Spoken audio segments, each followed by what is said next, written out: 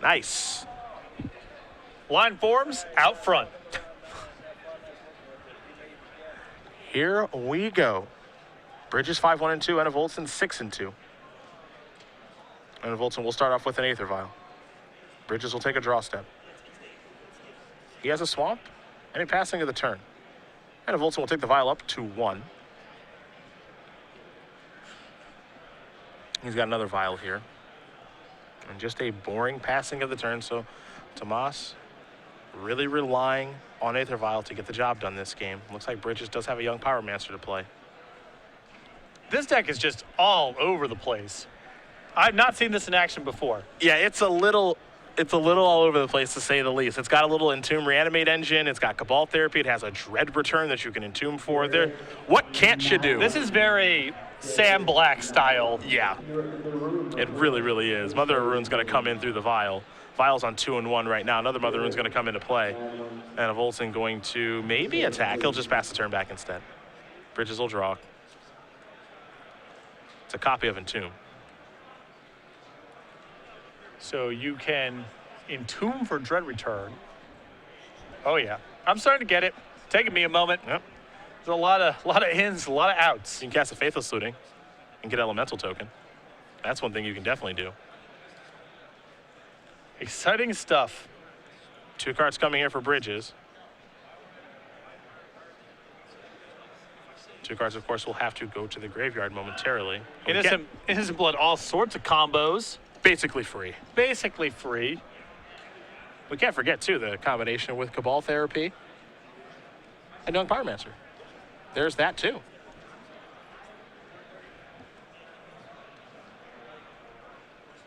It's a lot of ins, a lot of outs. No one said it would be easy to play. There goes Grave Titan. There goes Scrubland. Faithless Looting done resolving. It sort of looks like Sam Black's old Grave Crawler deck slapped together with Gerard's Team Italia deck.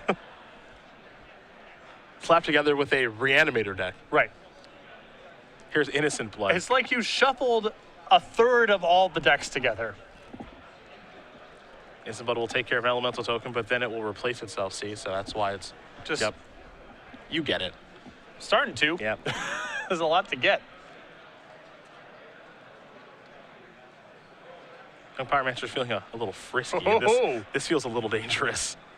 There's a Sarah Avenger on the cheap. Yeah. Not sure I love that attack into 2 active Aether Vials. The other thing here is that I think that if Alex wins this game, it's just by overpowering Thomas to such a degree that 2 points of damage here, 2 points of damage there doesn't really matter. Here's an Entomb before blockers. Dread Return. It's going to be placed into the graveyard. There goes Young Pyromancer, Robert, thanks to the Sarah Avenger. So now we're 1 creature away from being able to put a Grave Titan into play. Mother of Rune's number 3 going to come in. Vials are going to take up to 3 and 2. I mean, with Entomb in hand there, Alex could... a line of play I think I would have preferred was to Therapy on Swords to Plowshares, Entomb for either, you know, if you want Grave Titan or Ellis Dorn, depending on what Thomas's hand looks like. And then he doesn't have that much time to draw out of it. Yeah.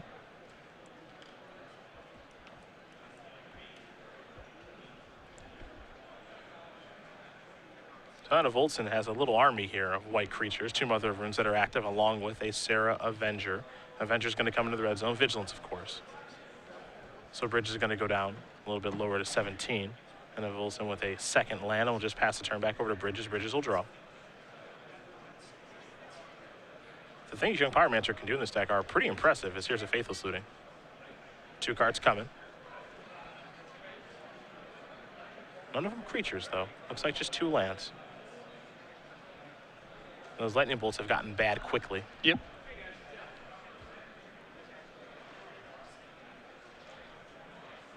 So there goes a lightning bolt and a land. Now here's a Bloodstained Mire.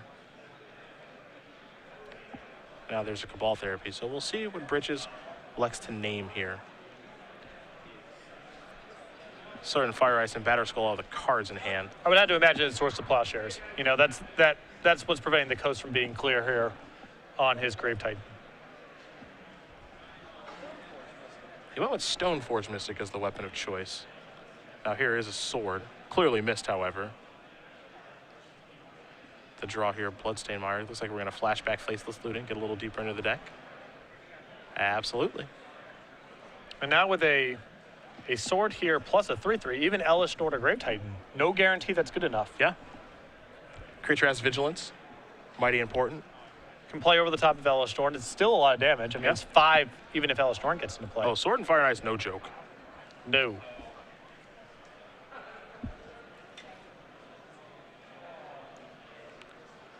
Two cards get discarded. And now Bridges is going to sacrifice his Bloodstained Mire, go search up a land, presumably to cast a Deathrite Shaman. And that will allow him to flash back Dread Return, as 3 creatures will be in play to get back his Grave Titan if he'd like. And then it's kind of Grave Titan versus the world. And oddly enough, this bunch of stupid white creatures might be better than the Grave Titan. The Nitwit army. Yeah.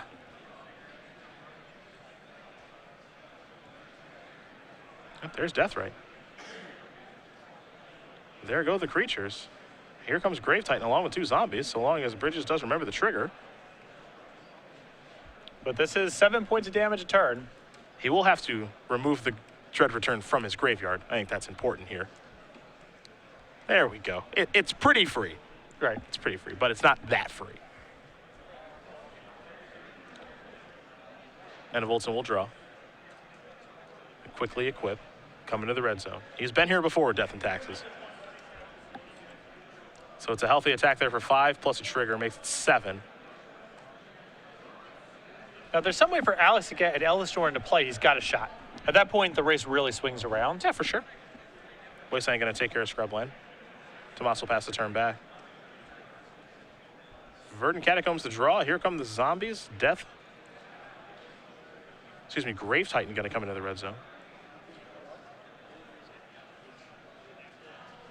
And a simple block there. And also with a very high life total, so you can use that as a resource in this situation. But Sarah Avenger flying and then holding a sword makes her a very, very quick clock. It'll be a flashback Faithless Looting, but I'm not sure what Bridges is going to be able to find here. Well, if it's... How many copies of Dread Return are in the deck? Just the one? Just the one to entomb for. I was going to say, if he has a way to get a creature into play, a Dread Return and an Ellis Nord. That's it. Yeah. Just the perfect bunch of cards. Right. Legacy's a format with a lot of redraws. That's a function of there being a lot of cantrips and a lot of 0 mana spells. So, even when things are looking dire, often decks have some weird, as you call it, through the back door way, through the side door way of getting out of things. Yeah. Enevoldsen going to Violin and Stoneforge Mist to get himself a new Uzawa's GT. Add that to the Battered Skull in his hand. Plenty of equipment here for Tomas. Drew a Vial for the turn. Doesn't need another one of those, but this is a pretty good attack. Trigger from the sword is going to get the job done. Enevoldsen's going to win game number 1 here over Alex Bridges. Death and Taxes up a game here over Young Frankenstein as we go to the sideboards. We'll take a look at Bridges first. He's got 2 surgical extractions. He's got an Abrupt Decay, a Pithing Needle, 2 copies of Merciless Executioner, a Cabal Therapy, some Spirit of the Labyrinths, and Ancient Grudges, a Cyber Insanity, a Wear Tear Pyroblast, and a Red Elemental Blast. I like having some number of grudges. 2's, I don't know if 2 is too many, but I would definitely bring in some number. The Abrupt Decay and the Needle. That's about it. I think Wear Tear is fine also. Yeah, it's kind of a weird deck to try to sideboard with, too, you know, just what's going to come in, what's going to come out, what packages really matter and which ones don't. Exactly. On the other side here, Thomas with 2 copies of Present Peace, 2 copies of Cataclysm, a Pithing Needle, a Sunlance, a Dust Elemental, a Relic of Progenitus, 2 copies of Containment Priest, 2 Aethersworn Canonist, 2 copies of Council's Judgment, and 1 card, which I cannot read. Is that Dismember? That's Dismember. Dismember. So I like the Council's Judgment. I like the 2 copies of Containment Priest, the anti-artifact stuff, and I think because he saw Young Pyromancer, we might see the Sunlands come in here as well. Sure, I could see that. Yeah. See that. Now, during that match, you guys may have seen the Elemental token that Young Pyromancer were making. It was Dylan Donegan's Invitational winning token, which are now available at a couple different places. Yep. It's for every 20K Open Series player, like everyone participating in this tournament, 5K Premium IQ players, and all orders from StarCityGames.com in excess of $5 will receive this token. Congratulations again to Dylan Donegan, the youngster still in high school, winning an invitational. He's got to be the talk of the town. I would imagine so. When I was 17 or 18, if I had a cool $10,000, I'd be pretty popular too. Yeah, I never did anything that cool in high school. And now he's got his own token as well. You played sports at least, right? I mean, I wrestled. You had kind of an in. Yeah. Cool. What did you do? Debate? Debate. I was the student body representative for the Board of Education meetings. Dude, in our town. that's cool. I was briefly the president of the Junior Statesmen of America. Also cool. Model Congress president for a little while. Super cool. Participated in mock trial, Model United Nations. Voted most political in my high school senior yearbook. I stopped saying cool a while ago. It's a lot of the same stuff. Yeah. Dude, you were lame. Kinda. I was kind of lame. Wow. You know what I did? Wrestled, played video games. Yes. Super cool. Duh. See, but now we're adults, and that stuff isn't cool anymore. Isn't it, though? Isn't it? That's the thing. Eventually, you stop being in high school, and then you're in the real world, and some of the things that were cool are no longer cool. You're right, like magic. You know, magic is actually a good path to learn life skills that are hard to learn in other places, and opens up some professional doors to you that other things can't. So that's okay. We are in the real world. We have a wolf on our lapel, and we are talking about Young Frankenstein versus Death and Taxes. Listen, when I was in high Just school, how the guidance counselor drew it up. Exactly. You know, back when I was in high school, I thought I was going to work in the United Nations or some nonprofit, and that didn't quite shake out, but I wear a tie. I mean, that's pretty real. I don't know. Now if someone can teach you how to tie a tie, we'll be moving in the right direction. That'd be a good start. That would be nice. That would be nice. You do wear one. You are right about that. My paycheck clears. I don't know. How real do we need to get here? Yeah, that's true. Your definition of real might be different than someone else's. Yet here we are. Here we are, somehow, some way. I pay bills. You know, bills show up. I pay them. That's a good thing to do. Good credit's a good thing to have. I don't know. It feels like a lot of these definitions are arbitrary. We're just kind of drawing lines at random. Right. That's what we're doing. And a lot of my lawyer friends, for the record, are firmly ensconced in not the real world. So, whatever. Things shook out just fine for the time being. Hey, you're happy. I'm happy. Happy enough. Yeah, here we are. We'll get snowed in tomorrow. We'll both be furious. It'll be great. Yep. But in the meantime, we're going to watch the magic here between Thomas Enevoldsen and Alex Bridges. It looks like they're both going to go down to 6 cards. I'm sure Alex's deck mulligans a fair bit. I would have to imagine so. Though, he did some powerful things in the early stages of that game that I was actually kind of impressed with. Yeah, his deck was humming. I think that if he doesn't attack with the Young Pyromancer there, it's possible he just, if not wins the game, at least puts up a much better fight. Yeah, I think so too. See Ben Weinberg behind Thomas Enevoldsen playing for a 9-0. Maybe the top of the standings here after day number 1 with Storm.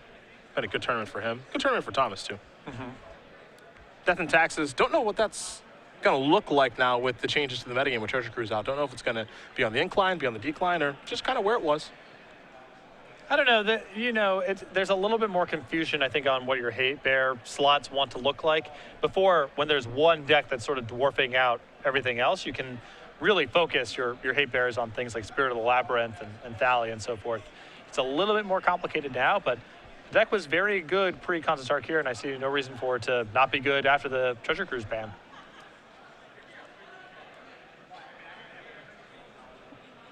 Well, both players take a look at 6 cards now. Bridges will be on the play. And will he keep with 8? Would he keep with 9? We'll never know. Looks like 1 land, Deathrite Shaman, not a fetch land, and a bunch of red spells. So that's the type of hand that's on, draw a red mana next turn or you're out.